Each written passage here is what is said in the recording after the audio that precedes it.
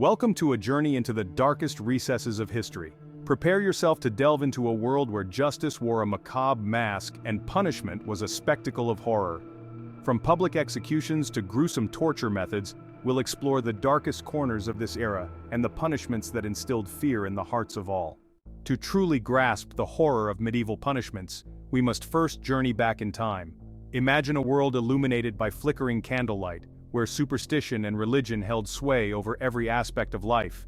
Maintaining order was paramount, and the punishments meted out were designed not only to penalize the guilty, but to serve as stark warnings to any who dared to defy the established order.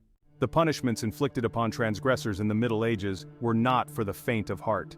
Public executions were commonplace, often drawing massive crowds eager to witness the gruesome spectacle. Medieval ingenuity knew no bounds when it came to devising new and ever more horrific forms of punishment. The medieval justice system was a far cry from the intricate legal proceedings we know today. Forget about lawyers, juries, or pleas for leniency. Justice was often swift, brutal, and heavily influenced by religious doctrine and superstition. Medieval punishments were as varied as they were cruel, ranging from public humiliation to agonizing torture to death in its most agonizing forms. For those unfortunate souls found guilty of particularly heinous crimes, a special kind of torment awaited. The rack, a diabolical contraption of ropes and pulleys, stretched victims until their joints were dislocated. The Iron Maiden, a coffin-like device studded with sharp spikes, pierced the flesh of those unfortunate souls imprisoned within. Perhaps the most chilling aspect of medieval justice was the reliance on trial by ordeal. One of the most common ordeals was trial by fire, where the accused was forced to carry a red-hot iron bar or walk across burning coals. Trial by water was another popular ordeal, where the accused was bound and thrown into a body of water. These ordeals served as a terrifying reminder of the absolute power of the Church and the ever-present threat of divine retribution. Not all medieval punishments were designed to maim or kill. Public humiliation played a significant role in maintaining order and enforcing social norms. The stocks and the pillory served as instruments of public ridicule, where offenders endured the scorn and mockery of their fellow citizens. For certain crimes, particularly those deemed a threat to society, the punishment went beyond physical pain or public humiliation. Banishment meant being forcibly removed from one's home, stripped of all possessions, and forbidden from ever returning. Outlawry was even more severe, declaring the individual an enemy of the crown and stripping them of all legal protections. The ominous silhouette of the gallows loomed over many a medieval town square, a constant reminder of the swift and merciless hand of justice. Hanging was among the most common forms of capital punishment, reserved for a range of offenses from theft to treason.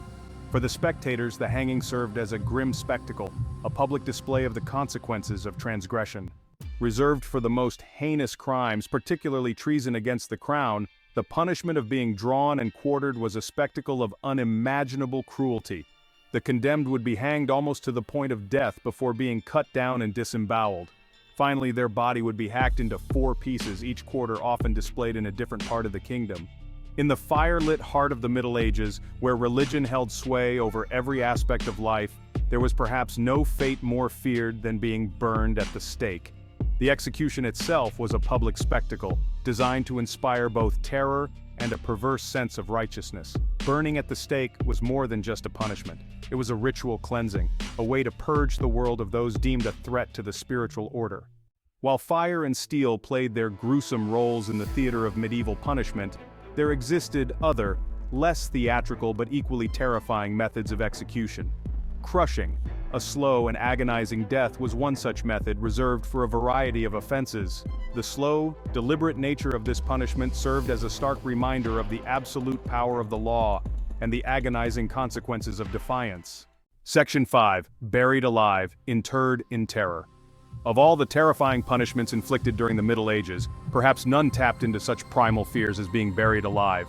This horrifying fate, while not as common as some other forms of execution, held a particular terror, conjuring up images of suffocating darkness, the weight of the earth pressing down, and the slow, agonizing realization that escape was impossible. Burial alive was typically reserved for those accused of particularly heinous crimes such as treason, heresy, or infanticide. It was seen as a way to not only punish the guilty, but to ensure that their souls were trapped in eternal darkness, unable to find peace or redemption in the afterlife. The condemned would often be placed in a coffin or a shallow pit, their pleas for mercy ignored as the earth was shoveled back over them, sealing their fate.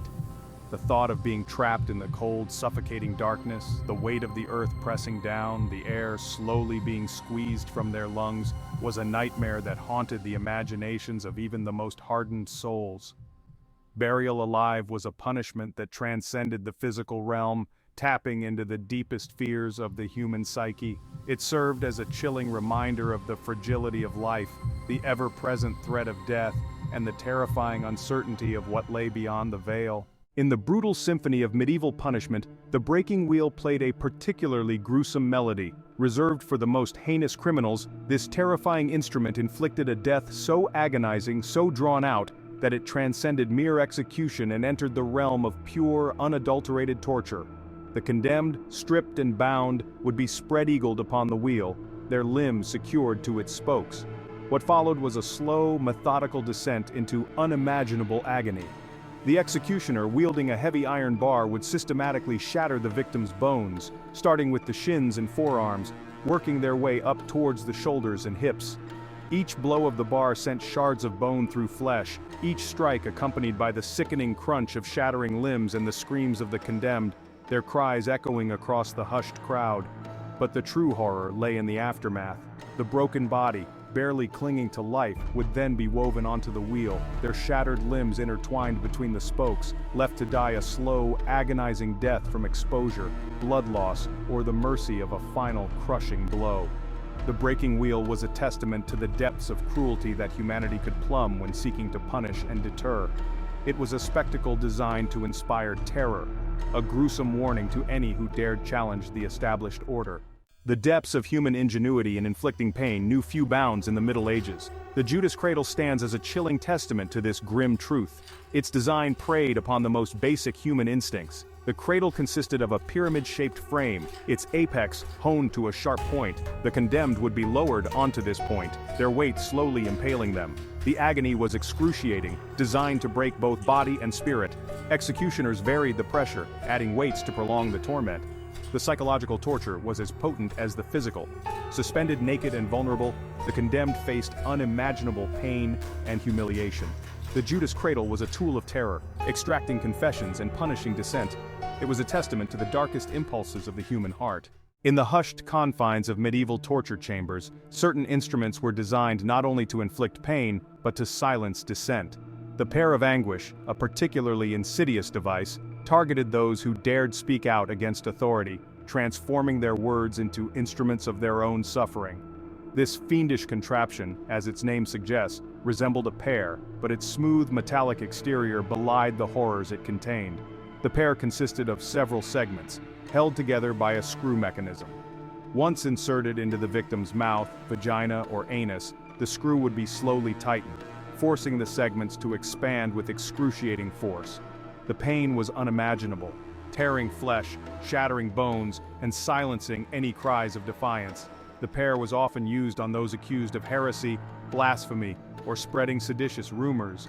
It was a tool of repression, a brutal means of enforcing silence and crushing dissent. The very existence of the pear of anguish speaks volumes about the power of fear and control in the Middle Ages. It served as a chilling reminder that even the act of speaking out, of expressing an opinion contrary to the established order, could have dire, agonizing consequences. Section 4. Branded and scarred, marked for life. In the brutal calculus of medieval justice, punishment often extended beyond the grave. Branding, a practice both cruel and enduring, served not only to punish the guilty but to mark them for life, transforming their bodies into living testaments to their crimes.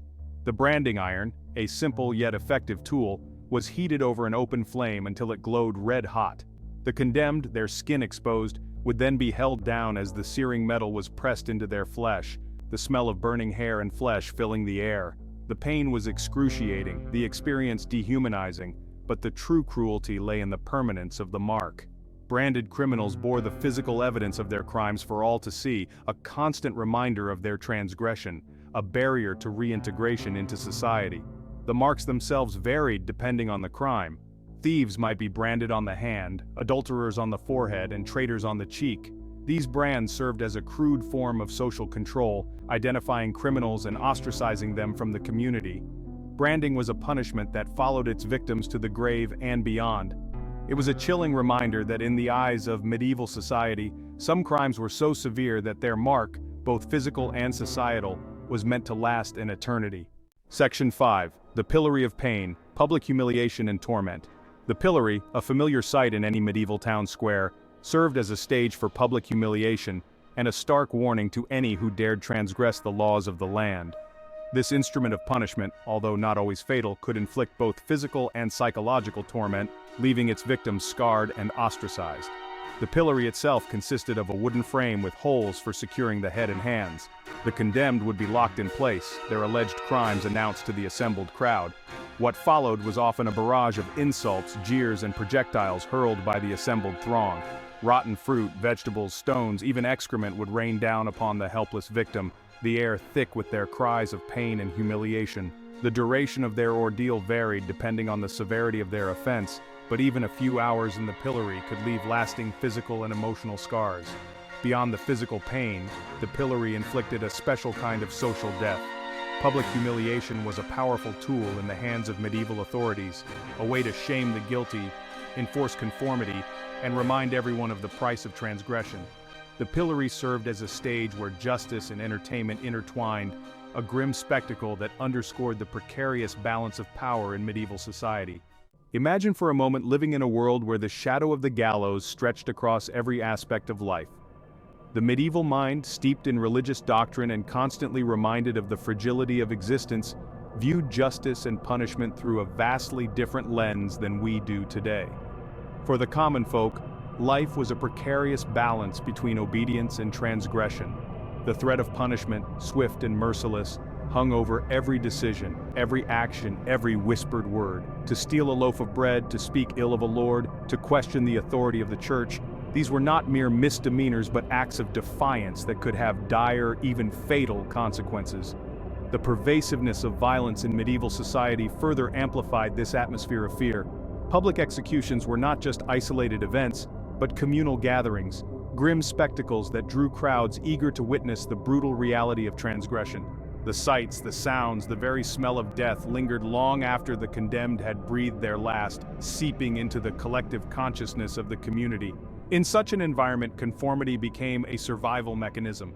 To question, to dissent, to deviate from the established order was to invite suspicion, scrutiny, and potentially the wrath of those in power.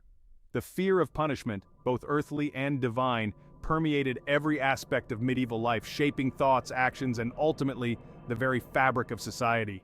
Section 2. The Spectacle of Suffering, a Warning to All. Public executions in the Middle Ages were meticulously orchestrated spectacles designed to instill fear and reinforce social hierarchies. These displays served as stark warnings, etched in the memories of those who witnessed them. The location was often in the bustling heart of a town square. The gallows, the pillory, the breaking wheel, all were grim reminders of justice. The execution was a meticulously choreographed performance. The condemned, often dressed in rags, would be led through the streets, their crimes declared for all to hear. The crowd played a crucial role, legitimizing the proceedings and fueling the emotional intensity. The spectacle of suffering was a powerful tool of social control, a brutal reminder of the high price of transgression. Section 3. The Price of Dissent. When speaking out meant silence. In an age dominated by the church, dissent was steep. Questioning the church's teachings risked one's life and soul. The church silenced dissent with accusations of heresy. Accusations, often baseless, led to severe consequences. Punishments included public humiliation, torture, and death. The church controlled knowledge, amplifying its power. Literacy was for the elite. The church dictated information. Monasteries held a monopoly on the written word. This control shaped public opinion and stifled dissent. Dissenters risked being branded heretics, their existence erased. The price of dissent was high, sacrificing freedom of thought. Section 4. The Seeds of Reformation, Questioning Cruelty. Amidst the brutality of the Middle Ages, flickers of enlightenment began to emerge. Scholars and theologians began to voice concerns about the excesses of the justice system. They questioned the reliance on torture and the lack of due process. Figures like Cesare Beccaria argued for a more humane approach to justice. Humanist thinkers emphasized the value of human life, reason, and compassion. Their ideas gradually gained traction, influencing legal scholars and lawmakers. The journey toward a more just system had begun, illuminated by those who dared to question cruelty. The echoes of medieval justice still resonate in the modern world. Medieval punishments, though brutal, shape our views on crime and justice. The Eighth Amendment's stance on cruel punishment reflects medieval cruelty's legacy. The rack, breaking wheel, and burning stake remind us of unchecked power's dangers. From trial by ordeal to trial by jury, justice has profoundly evolved. Fair trials and legal representation are bulwarks against past excesses. We must remain vigilant against the resurgence of medieval brutality. Vengeance and dehumanization threaten the foundations of a just society. Medieval justice warns us to safeguard principles of fairness and dignity. The journey through the terrifying landscape of medieval punishment has been a harrowing one, a stark reminder of the capacity for cruelty that resides within the human heart. Yet it also serves as a testament to the enduring human spirit, our capacity for empathy, and our relentless pursuit of a more just and humane world. As we emerge from the darkness of the Middle Ages, we find ourselves blinking in the light of modern justice. Gone are the days of public executions and trial by ordeal, replaced by a system striving for fairness, due process, and the rule of law. The journey from medieval brutality to modern justice has been long and arduous, paved with the struggles of countless reformers, revolutionaries, and ordinary citizens who dared to envision a better way. The very notion of human rights, a concept virtually non-existent in the Middle Ages, stands as a beacon of progress. The belief that every individual, regardless of their station in life, possesses inherent dignity and deserves to be treated with respect, represents a profound shift in human consciousness. Yet, even as we celebrate the advancements made, we must remain vigilant against the echoes of the past. The thirst for vengeance, the dehumanization of those deemed different, the erosion of due process, these dangers still lurk in the shadows, threatening to undermine the very foundations of a just and equitable society. The specter of medieval punishment, with its emphasis on public spectacle and gruesome retribution, serves as a chilling reminder of the enduring power of fear. Throughout history, those in power have sought to control the masses through fear, using it to enforce conformity, silence dissent, and maintain their grip on authority. The public executions, the torture chambers, the very architecture of medieval cities, all were designed to instill a sense of dread, to remind everyone of the price of transgression. Fear became a tool of social control, a weapon wielded by those in power to maintain order and suppress any challenge to their authority. Yet just as fear can be used to divide and control, it can also be a catalyst for change. The outrage sparked by injustice, the empathy evoked by the suffering of others, the courage to stand up against oppression, these are all rooted in fear, a fear of a future where such injustices are allowed to stand. The legacy of medieval punishment reminds us that the struggle for justice is an ongoing one, a constant battle against those who seek to exploit fear for their own ends. It is a struggle that demands vigilance, courage, and an unwavering commitment to the principles of fairness, equality, and human dignity. As we reflect on the horrors of medieval punishment, we are reminded that the quest for justice is not a destination, but a journey, an ongoing process of questioning, challenging, and striving for a better world. The arc of history may bend toward justice, but it is up to each generation to ensure that it continues in that direction. The lessons learned from the darkness of the Middle Ages serve as guideposts on this journey. The importance of due process, the presumption of innocence, the right to a fair trial. These are not mere legal technicalities, but fundamental human rights, hard-won over centuries of struggle and sacrifice.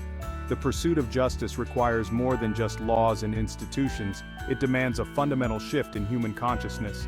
It requires empathy for those who are different from us, compassion for the marginalized and the oppressed, and a willingness to challenge injustice wherever we find it. The legacy of medieval punishment, while steeped in darkness, also illuminates the path forward. It reminds us that the pursuit of justice is an ongoing struggle, a collective responsibility that demands courage, compassion, and an unwavering commitment to building a world where the horrors of the past are never repeated.